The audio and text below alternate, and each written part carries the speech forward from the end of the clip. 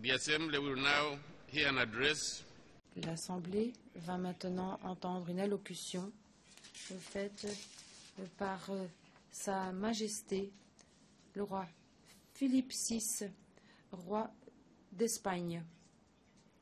Je demande au service de protocole d'escorter Sa Majesté.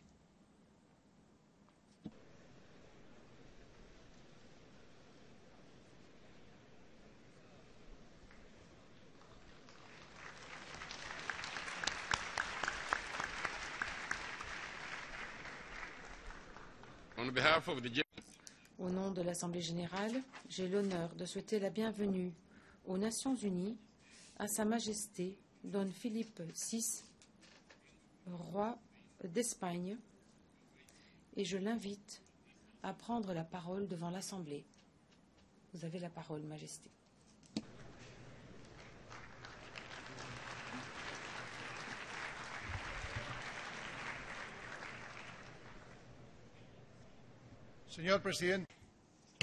Monsieur le Président, Monsieur le Secrétaire général, Mesdames et Messieurs, chefs d'État et de gouvernement, Mesdames et Messieurs, c'est un grand honneur, un privilège que de m'adresser à cette Assemblée générale des Nations unies en tant que roi d'Espagne au début de mon règne. Je m'adresse à vous pour faire part à la communauté internationale de l'engagement pris par mon pays en faveur des principes et valeurs universelles qui définissent au mieux l'humanité. J'ai l'honneur de vous présenter ce qu'une Espagne renouvelée mais fidèle à elle-même et à ses engagements internationaux peut offrir dans l'intérêt de la paix, la liberté, la justice, les droits de l'homme dans toutes les nations, pour toutes les personnes, en plus de leur bien-être et prospérité. L'Espagne est une nation aux racines millénaires, avec une claire vocation universelle qui a largement contribué à façonner l'histoire du monde. Rappelons-nous que l'Espagne est à l'origine historique de la mondialisation, du droit international, du parlementarisme médiéval et de la démocratie libérale contemporaine. Depuis ces siècles d'histoire, nous voyons clairement que nos meilleurs moments, nous les vivons lorsque nous allons de l'avant dans un esprit d'ouverture tourné vers le monde. Très sincèrement, en dépit de nos difficultés, j'estime que la société espagnole est un modèle d'engagement en faveur de la dignité des personnes, de solidarité envers les plus défavorisés. L'Espagne a un sens profond de l'égalité, rejette le fanatisme, la violence, l'intolérance, est éprise de paix. C'est une société diverse dans ses cultures, ses langues, à même de surmonter les difficultés dans la dignité et la responsabilité. Une société qui exige l'intégrité, l'exemplarité en tant que valeur civique intrinsèque à toute démocratie. La société espagnole est une société forte, généreuse, dynamique, dont je suis vraiment fière. Les Espagnols se tournent vers l'avenir avec une volonté ferme de partager, d'aider à bâtir une réalité qui soit meilleure pour tous les peuples. Nos fondations sont solides, ont été construites au fil des siècles, renforcées au cours des dernières décennies, et c'est sur ces fondations que reposent les engagements pris par l'Espagne aux côtés du reste de la communauté internationale. La démocratie oriente notre coexistence.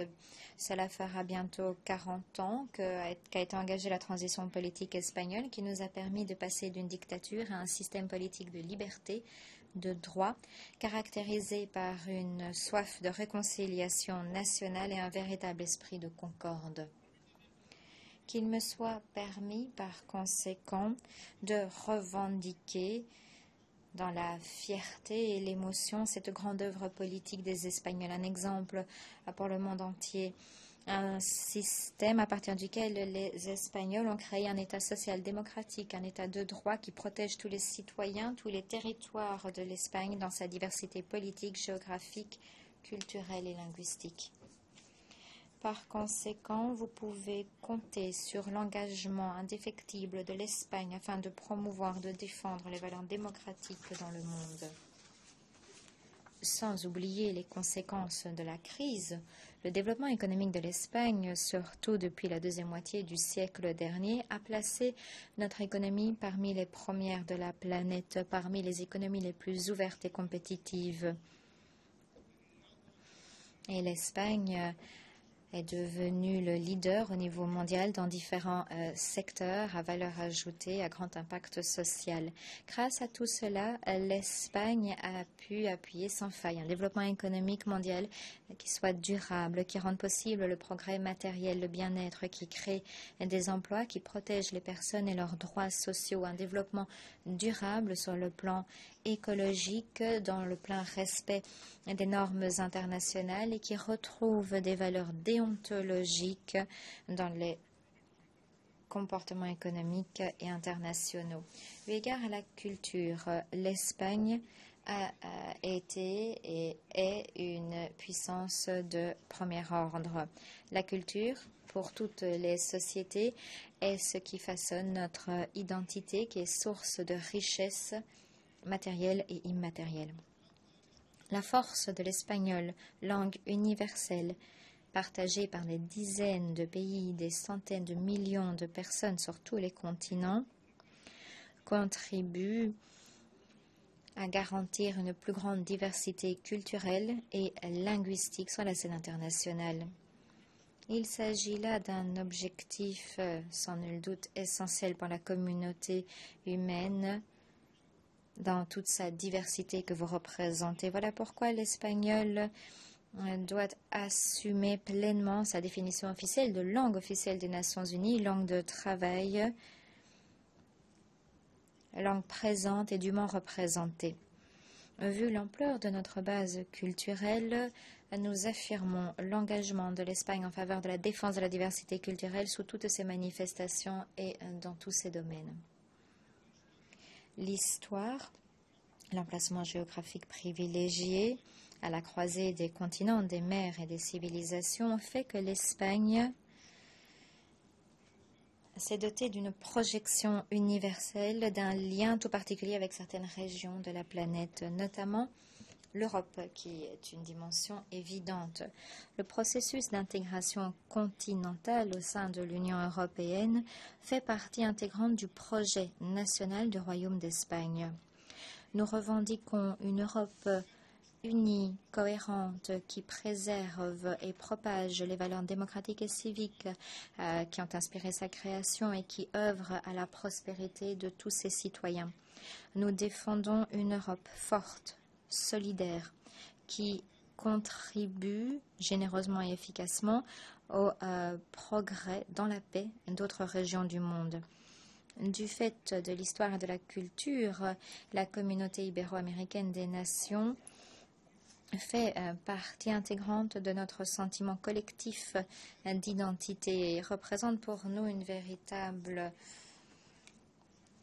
fratrie au niveau international, un sentiment qui porte également sur d'autres domaines grâce à des liens culturels, historiques, linguistiques que nous entretenons avec d'autres nations, d'autres peuples du reste des Amériques, de l'Afrique, de l'Asie ou de l'Océanie. La Méditerranée, dans sa rive nord, sud, non loin du Proche-Orient et du monde arabe, sont des espaces proches de l'Espagne sur le plan géographique, mais également culturel et affectif. Voilà pourquoi nous souhaitons contribuer à la stabilité de la région. C'est quelque chose de fondamental pour la paix dans le monde. Une région dont certaines des sociétés se voient accablées par une barbarie intolérable, une violence criminelle atroce qui menace toutes les sociétés de la planète, qui menace les valeurs mêmes de la civilisation humaine universelle. Mesdames et messieurs, la vocation universelle de l'Espagne, les engagements pris par mon pays dans le domaine démocratique, économique et culturel que je viens de vous décrire se résument dans le plein engagement en faveur de la Charte des Nations Unies, en vertu de laquelle nous sommes réunis aujourd'hui. Une charte qui représente l'une des plus grandes réalisations de l'humanité qu'il nous faut préserver, respecter et faire appliquer. L'Espagne est convaincu de la nécessité des Nations Unies, des mécanismes multilatéraux pour préserver la paix, la sécurité internationale et pour contribuer au développement de nos peuples. Nous vivons en une ère de prolifération des conflits.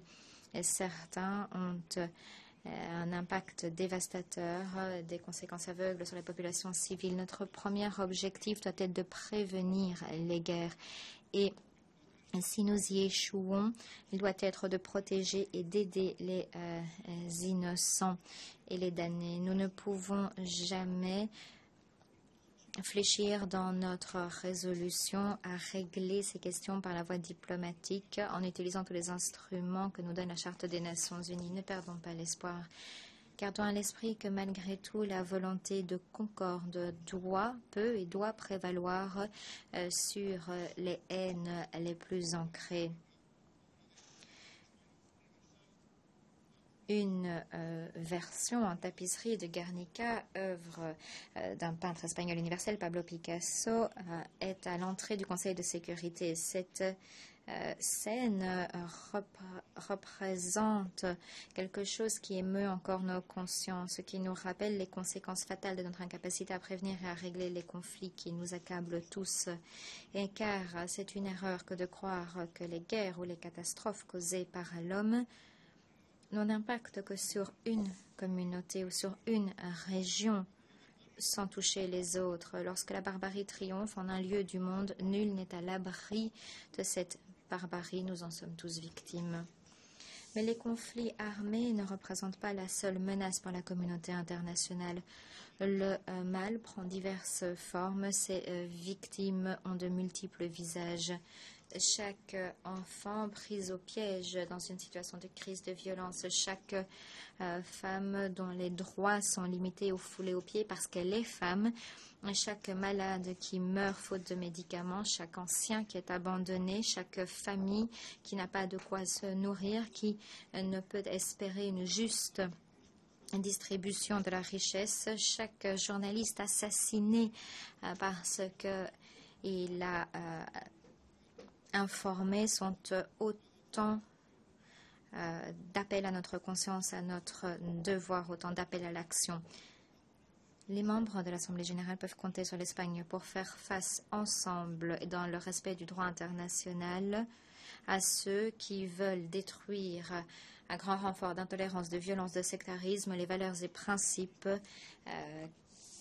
qui constituent nos Nations unies. Mesdames et messieurs, l'Espagne a de tout temps appuyé de façon inconditionnelle le système des Nations Unies, a assumé sa responsabilité envers les principes que nous reconnaissons tous au sein de l'Assemblée, la liberté, la justice, l'égalité, la souveraineté nationale, l'indépendance et l'intégrité des États. Et nous continuerons d'assumer, comme aujourd'hui, nos pleines responsabilités en tant que membres des Nations Unies.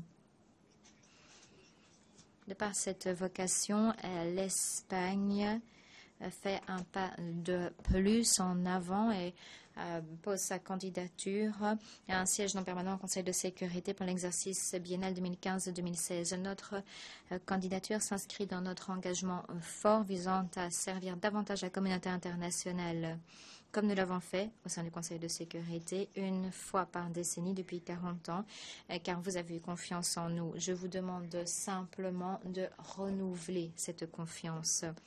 Au cours des 25 dernières années, 130 000 membres des forces armées espagnoles ont participé à des opérations de maintien de la paix, des opérations d'aide humanitaire dans toutes les régions du monde. Ils ont fait partie, ont senti qu'ils faisaient partie d'un grand effort collectif auquel contribuent également nombre de pays ici rassemblés. De même, l'Espagne, au cours des dernières décennies, est devenue un grand contributeur à la coopération au développement. Il n'y a pas de paix sans sécurité durable, sans un développement durable. Il n'y a pas de développement durable sans davantage de solidarité. Solidarité entre les différentes nations, mais au sein même de chacune de ces nations. Le développement doit aller de pair avec des politiques d'inclusion qui permettent la pleine égalité homme-femme et la participation de la femme à tous les aspects de la vie politique, sociale et économique. L'Espagne, nous le voyons, est solidaire. Au cours des 14 dernières années, mes compatriotes ont contribué à hauteur de 30 milliards de dollars au développement mondial. 1 milliard de ce montant a été consacré à la réalisation des objectifs du millénaire pour le développement par l'entremise d'un fonds créé par l'Espagne, co-géré par le PNUD. Il s'agit là de la plus grande contribution jamais réalisée par un État. Et l'une des tâches qui incombe à l'Assemblée générale sera de faire aboutir les négociations sur le programme de développement après 2015 et de définir des objectifs de développement durable. L'Espagne, à nouveau, a pris la rêne du processus en créant le premier fonds déjà opérationnel pour ces objectifs de développement durable. La durabilité passera par la lutte contre les effets délétères des changements climatiques. Le sommet d'hier, la conférence récemment organisée à Samoa sur les petits États insulaires en développement, à l'organisation duquel l'Espagne a également contribué, nous a fait plus encore prendre conscience du problème et nous permet d'améliorer notre réaction, notre résilience face à ces graves situations, surtout pour les États les plus vulnérables, dont c'est la survie même qui est hypothéquée. Les objectifs de développement durable sont à portée de main et nous avons toutes les raisons d'espérer. Je pense tout particulièrement aux progrès réalisés en Afrique, un continent si proche de l'Espagne et où l'on ne compte plus les nouveaux exemples d'innovation, de créativité. L'Afrique est un continent du présent et de l'avenir où certaines économies connaissent la plus grande croissance des 10 dernières années. Mais il faut que cessent les conflits qui accablent certaines parties de la région et qui en retardent le développement du Sahel jusqu'à la Corne de l'Afrique ou encore la région des Grands Lacs. L'Espagne apporte sa pierre à l'édifice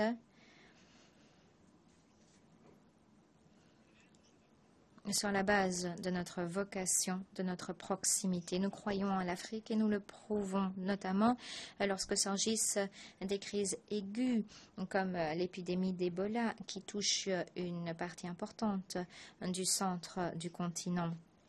Je tiens à me dire solidaire au nom du peuple espagnol, des victimes, et nous soutenons ceux qui ne ménagent pas leurs efforts pour leur venir en aide, parfois au risque de leur vie.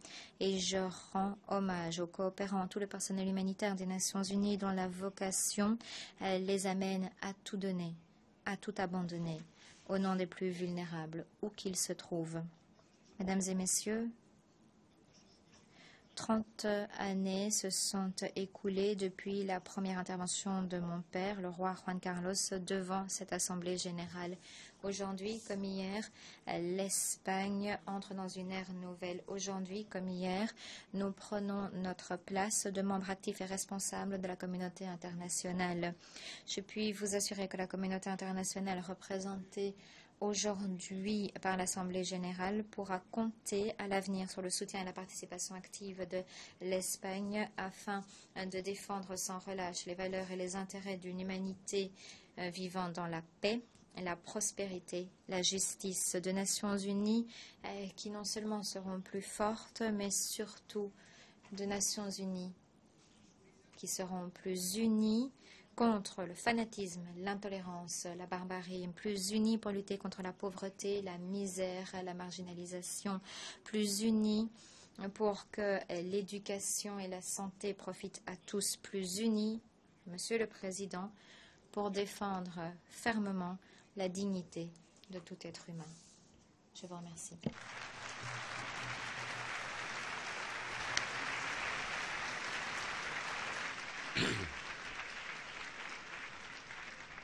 On behalf of the General Assembly, Au nom de l'Assemblée générale, je remercie le roi du royaume d'Espagne de son allocution. Je demande aux représentants de rester à leur place tandis que nous saluons Sa Majesté.